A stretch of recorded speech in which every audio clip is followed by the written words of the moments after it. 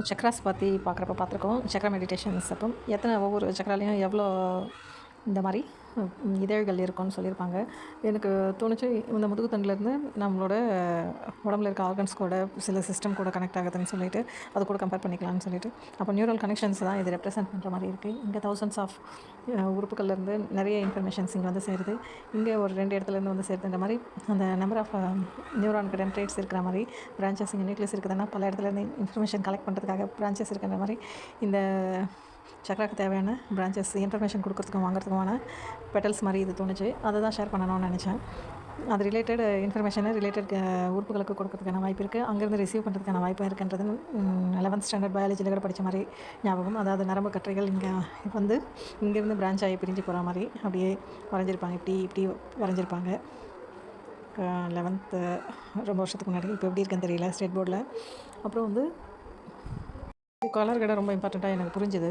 அதாவது ஒவ்வொரு உயரத்துக்கு போகிறதுக்கும் பிளட்டு வந்து நமக்கு அந்த செக்ஷுவல் வைட்டல் ஃப்ளூயிடுன்னு சொல்லுவாங்க. அதுதான் நம்மளோட நம்ம சாப்பிட்றதுலேருந்து கடைசியாக போய் மாறுறது.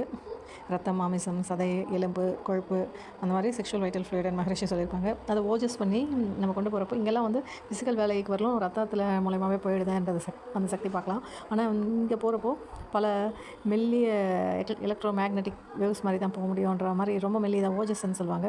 அந்த லெவலுக்கு இது வந்து ஃப்ளூயிடிட்டியோட உள்ளே போய் டென்ஸாக இருக்கிற பயங்கரமான செல்ஸ் இருக்குது. அதுக்குள்ளே எல்லா லேயர்லேயும் போகணுன்னா இதே திக்னஸோடு அது போக முடியாதுன்னு தெரிகிறப்போ அந்த லிக்விட்ன்ற ஃப்ளூயிடிட்டியை விட இன்னும் கேஷியஸ் ஃப்ளூயிடிட்டி அது உள்ளே போகிற அளவுக்கு மாறணுன்றப்ப தான் வந்து அந்த கலர்ஸ் கூட அதோட ரிலேட்டட் ஆகிறதுன்னு கூட சொல்லுவாங்க.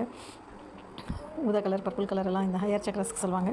அந்த அளவுக்கு அதனோட திக்னஸ் மாறிட்டே போகிறதுன்றதை நம்ம புரிஞ்சிக்க முடியும். அதனோட கலர்ஸ் மாற திக் ரெட் பிளட்டுன்றதுலேருந்து வேறு கலர்ஸ் சொல்லியிருப்பாங்க.